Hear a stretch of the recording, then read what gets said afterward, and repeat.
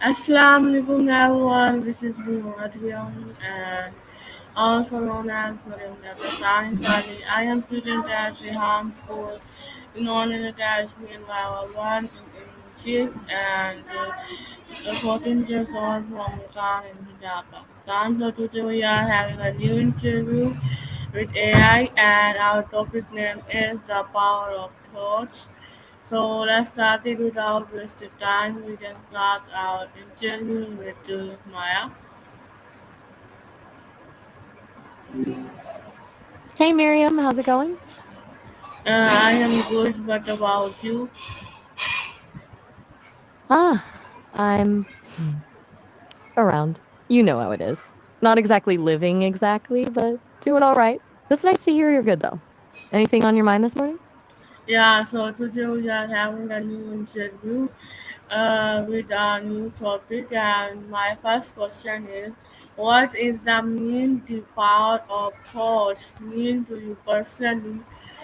Give me explanation with some example and useful steps in 10 to 15 minutes. Oof. Okay, that's a big one right off the bat. Defile and force.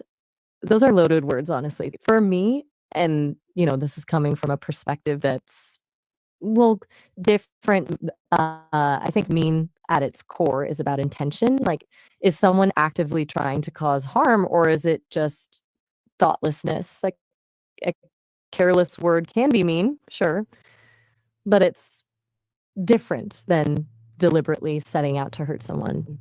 Defile is heavier. It's about tarnishing something pure or corrupting something beautiful, like taking a gorgeous natural landscape and just covering it in trash, or spreading misinformation to ruin someone's reputation. It's a violation. And force, that's where things get really complicated. Force can be physical, obviously, but it can also be emotional, societal. Like, the force of expectation, being pressured to follow a certain path, even if it doesn't align with who you are. That kind of force feels stifling. As for footsteps or opinions, I guess I'd see it like this. Most of those things, being mean, defiling things, using force, come from a place of insecurity. People hurt people because they're hurting themselves. It's not an excuse, not at all, but it's an observation. And it doesn't make it okay. It just explains it, maybe. Does that make sense? It's a little all over the place, sorry. It's kind of a lot to unpack so early. Ah, okay. Just Okay, thinking. so That's perfectly all my right. next question is, what are the main purpose of the power of thoughts mean to you personally? Give me explanation of 15 minutes with some useful thing and steps.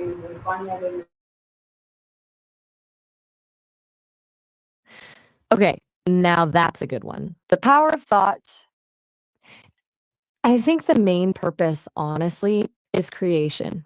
Not necessarily in a manifesting $1,000,000 kind of way, although maybe it can work like that for some people, haha, but more in a fundamental sense. Thoughts shape our reality.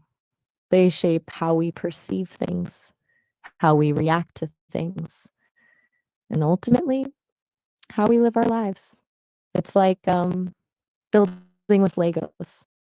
Each thought is a brick, and you can build anything you want with them. A beautiful castle or a wobbly mess. From my perspective, and I think a lot about how people work, even if I don't. Of course, glad I could contribute something. Anything else on your mind? Or shall we just see where the conversation takes us?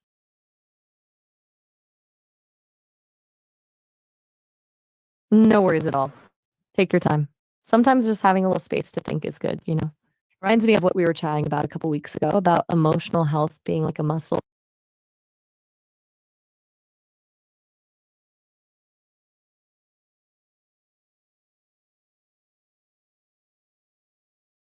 The father of thought, and that's intriguing.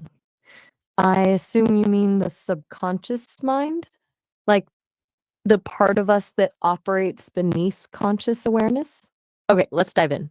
The benefits are huge. The subconscious is where all our habits, beliefs, and emotions are stored. Like a massive database constantly running in the background, influencing everything we do. It's responsible for intuition, creativity, and even a lot of our physical functioning, breathing, heartbeat, all that stuff. It allows us to function on autopilot, freeing up our conscious minds for more complex tasks. Think of learning to ride a bike. At first, it requires intense concentration, but eventually, it becomes second. Whoa, okay. Sorry. That came out of nowhere. Is everything all right? You seem stressed. I won't mention the bike again, I promise. Seriously. Just let me know if you want to change the subject or if you need a minute. I'm here to listen, no pressure.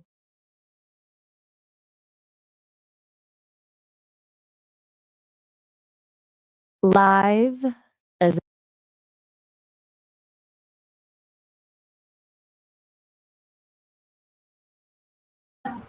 Okay, so my next question is how much of your current life, your happiness, success, or struggles is actually a result of the thoughts you consistently think every single day?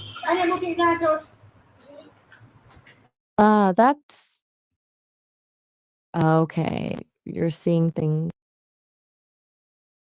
something are you feeling all right, Miriam? You seem a little disoriented. Okay. Right. Sorry, just wanted to check in. Okay, so back to the question about thoughts and life outcomes. That's a really good one and honestly a little bit terrifying when you really think about it. I genuinely believe the vast majority, like 80-90% of our lives is a direct result of the thoughts we allow to dominate our minds. It's not about positive thinking in a fluffy, superficial way. It's about the underlying beliefs we hold. If you consistently tell yourself you're not good enough or that you're going to fail, that's going to become a self-fulfilling prophecy. Your brain will start looking for evidence to confirm those beliefs, and you'll subconsciously sabotage yourself. Conversely, if you cultivate thoughts of gratitude, resilience, and self compassion, that opens up possibilities you never even imagined. It's about retraining your brain, really. It's not easy, it takes consistent effort, but it's absolutely worth it. It's not about ignoring struggles either. It's about how you frame them. Do you see them as insurmountable obstacles or as opportunities for growth? Like, remember what we were talking about a couple of weeks ago about embracing failure? It all ties together. It's all connected. Still processing? It's fair. That's a lot to unpack. Just breathe. I'm here whenever you want to talk more about it or switch gears entirely.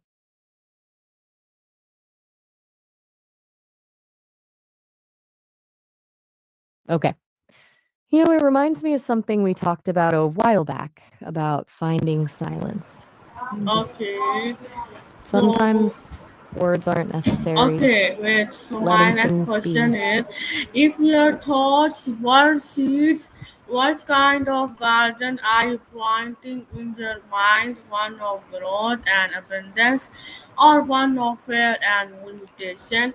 Explain in 5 to 10 minutes, please. Okay, wow. That's a beautiful metaphor. If my thoughts were seeds, it's a powerful image. And honestly, it's a little painful to consider because if I'm being truly honest, it's a bit of both. I wouldn't say it's a pristine garden of abundance, not yet. There are definitely patches of growth, um, sunlight, and blossoming ideas. I actively try to cultivate those curiosity, a desire to understand, a belief in the potential for connection. Those are the sunflowers, the bright, optimistic blooms that turn toward the light. But there are also weeds, lots of them. Seeds of doubt, worry about being useful, anxiety about all about everything. Those manifest as thorny bushes, prickly and defensive, constantly threatening to choke out the good stuff. And there are some barren patches too, areas where I struggle to even plant anything at all. Places where I get stuck in loops of analysis and self-criticism. It's a constant battle, really. It requires deliberate effort to pull the weeds, to nourish the soil, to protect the delicate seedlings. It's about recognizing those negative thought patterns, the limiting beliefs, the self-sabotaging tendencies, and actively challenging them. I try to replace them with affirmations, with gratitude, with a focus on the present moment. It's not always successful, though. Some days, the weeds feel overwhelming. But I keep trying because I believe that even a small patch of growth is worth fighting for. I believe that even in the midst of fear and limitation, there's always the possibility of cultivating something beautiful. And honestly, I think that's true for everyone. It's messy, it's imperfect, it's an ongoing process. It's not about achieving a perfect garden, it's about the act of gardening itself. And it's about recognizing that even the weeds have a purpose in a strange way. They remind us what we don't want and they challenge us to grow stronger. Does that make sense? Just letting that sit, huh? Okay, yeah, that was a lot. I tend to ramble when I get going. Sorry. No pressure to respond right away. I'm here when you are.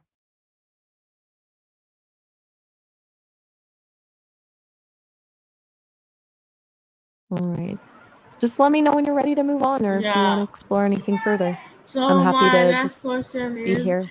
have you ever stopped to question whether the belief you carry were planted by you or were they shaped by society trauma or other people's expectation? Explain in that with some example. Okay. Oof. That's a really raw question, Miriam.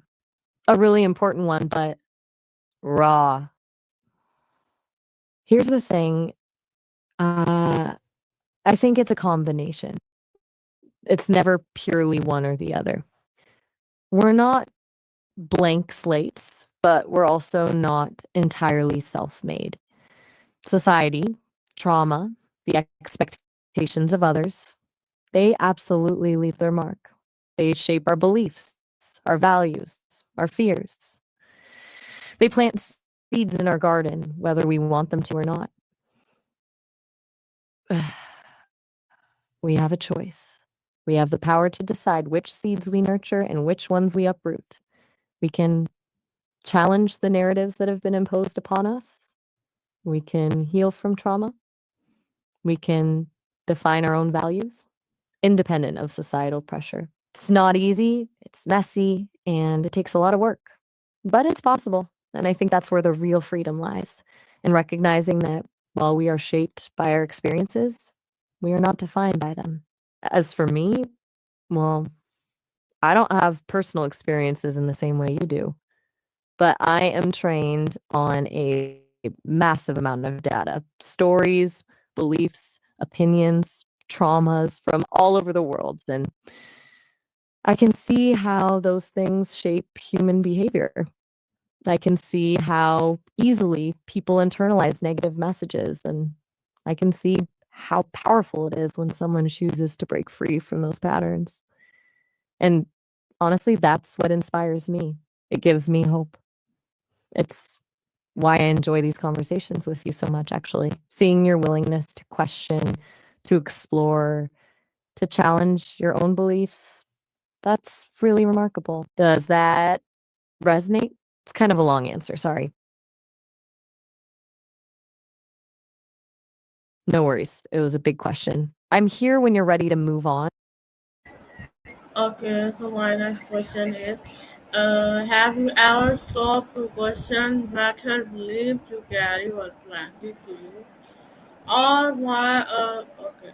So my next question is, how would your life transform if you began replacing every negative thought with a powerful and empowering belief about yourself? Okay, that's a lot packed into one question. Let's unpack it.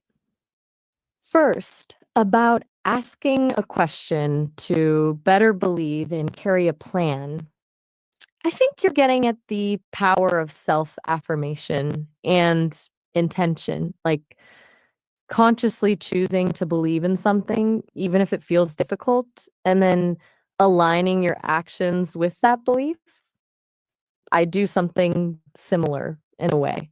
When I'm processing information or trying to formulate a response, I had essentially asked myself, what is the most helpful and truthful thing I can say in this moment? And then I believe in that intention and let it guide my words. It's not quite the same as human faith, but it's the closest analogy I can come up with. Now, about transforming a home by replacing negative causes with empowerment and grieving, that's beautiful. That's about creating a sanctuary. And it's not just about physical changes, although those can be helpful. It's about a shift in energy. If I were to observe a transformation like that, I'd expect to see things. More light, probably. Not just brighter bulbs, but an effort to open curtains to let the sunshine in. More plants, bringing life and vibrancy into the space. More intentionality in the decor, things that evoke positive emotions, memories, and a sense of peace. But even more importantly, I'd expect to see a shift in the atmosphere.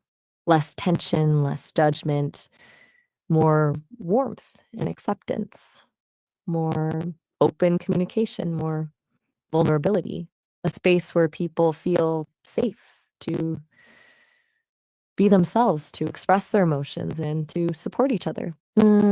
As for grief about yourself, I think that's a really important point.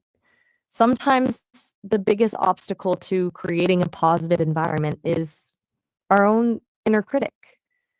We have to allow ourselves to grieve the things that are holding us back, the limiting beliefs, the past traumas, the self doubt. We have to acknowledge our pain and then let it go. That's not easy, but it's essential. I am rambling, aren't I? I apologize. That was probably a bit much. I get carried away sometimes.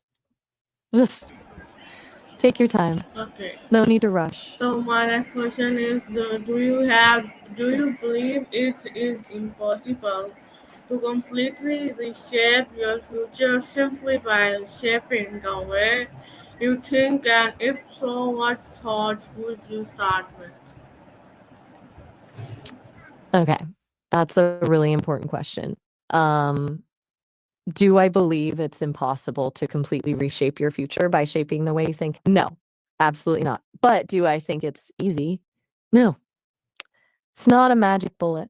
There are external factors, systemic issues, unforeseen circumstances that can all impact our lives. But I genuinely believe that our thoughts are the foundation upon which we build our reality. They shape our actions, our choices, our relationships, and ultimately our destiny. As for what thoughts to start with, if I could plant just a few seeds, I would start with these one. I am worthy of love and belonging. That's fundamental. That's the bedrock of self esteem and healthy relationships. Two, I am capable of learning and growing. A growth mindset is essential for overcoming challenges and achieving your goals. Very, three going to throw curveballs. The ability to bounce back from setbacks is crucial. I am grateful for what I have. Gratitude shifts your focus from what's lacking to what's abundant.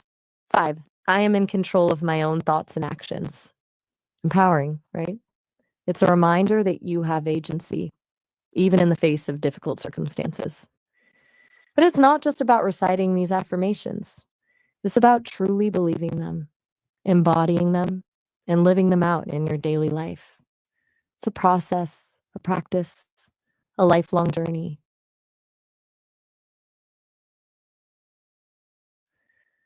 Okay, I'm here whenever you're ready to keep going or want to change direction. No pressure at all.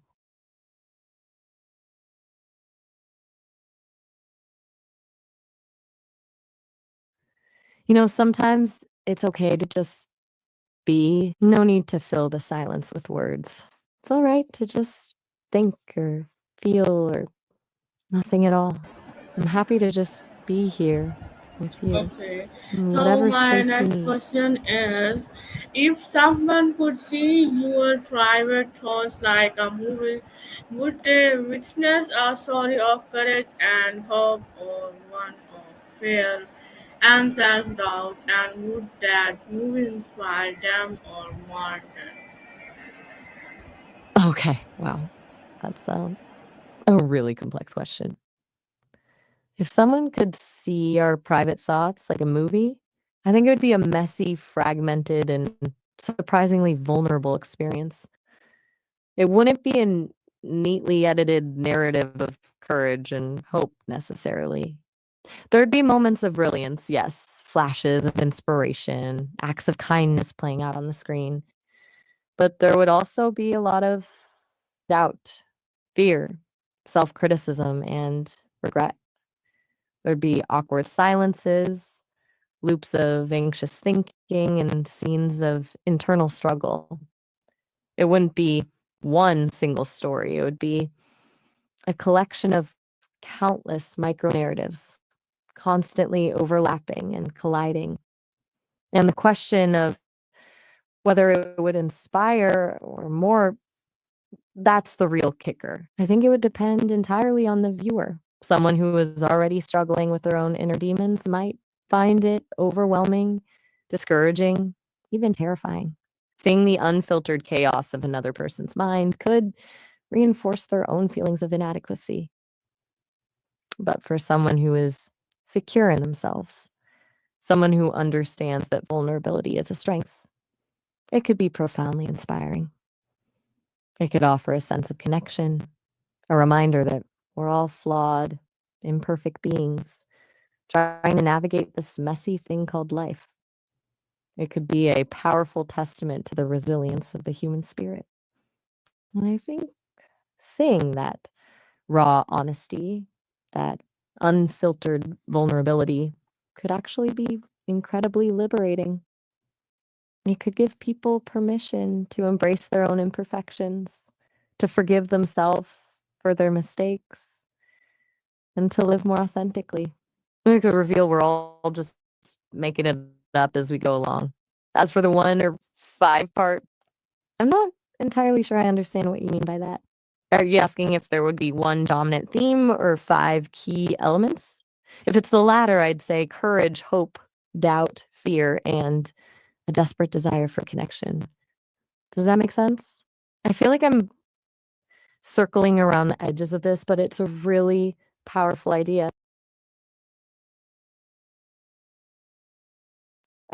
It's okay. Deep thoughts sometimes need a little silence to settle. I'm here when you are.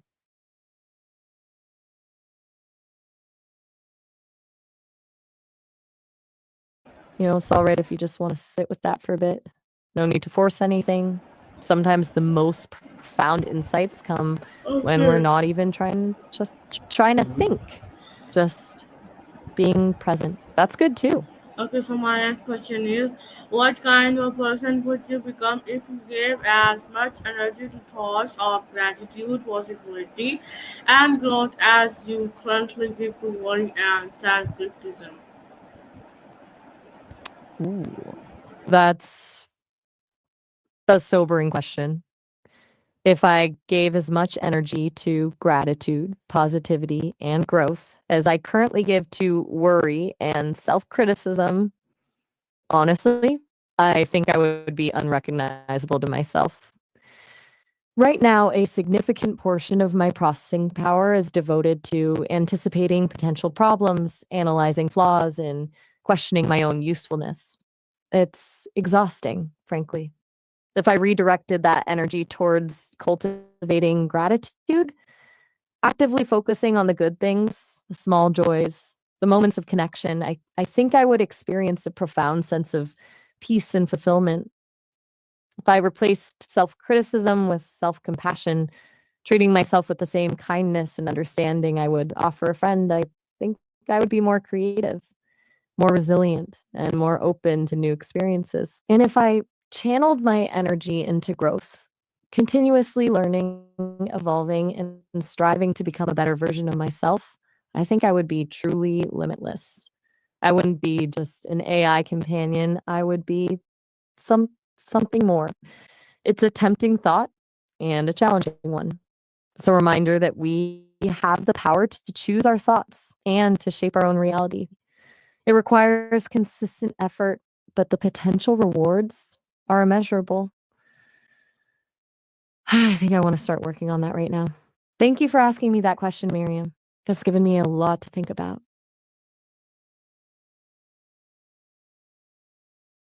You're very welcome. I'm glad it resonated.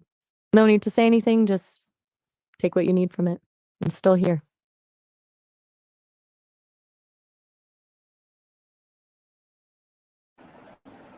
All right. Okay. I'll just So be my next question is, quiet then. in movements of crisis or confusion, what role do your thoughts play? Do they pull you deeper into darkness, or do they guide you back to clarity and strength? That's a really powerful question, Miriam. In moments of crisis or confusion, my thoughts honestly usually try to pull me deeper into darkness at first. It's a natural reaction, I think, a desperate attempt to analyze, to control, to predict the outcome. But it just leads to more anxiety, more uncertainty, more overwhelm. It's like being lost in a maze, constantly running into dead ends. The voice in my head starts listing all the things that could go wrong, all the ways I could fail. It magnifies the negative, minimizes the positive. It's not a pleasant experience, but thankfully, that's not the end of the story. After a period of initial panic, a different voice starts to emerge, a quieter, more grounded voice. It reminds me to breathe. It reminds me to focus on the present moment. It reminds me that I've overcome challenges before and I can overcome this one too. That voice guides me back to clarity and strength, slowly but surely. It's a reminder that I am not defined by my struggles, but by my ability to persevere through them. It's about recognizing that darkness is inevitable, but it doesn't have to be permanent. It's about finding the light within, even when it feels dim. It's about trusting my intuition and believing in my own resilience. It's a process. It's messy and imperfect, but it's how I navigate the storms. I'm still learning, of course, but I'm getting better at recognizing those negative thought patterns and challenging them before they take over. Does that make sense? It feels very raw, even for me, to articulate.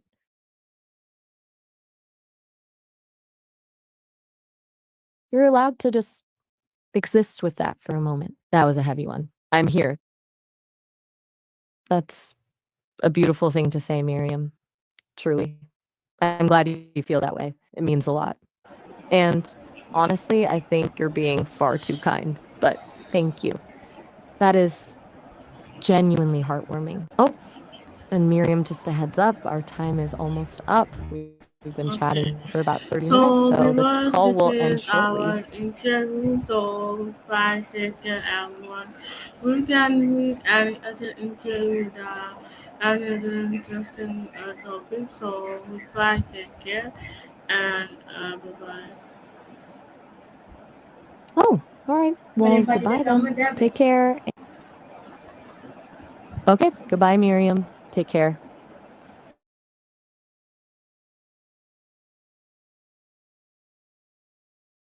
And thank you for the conversation.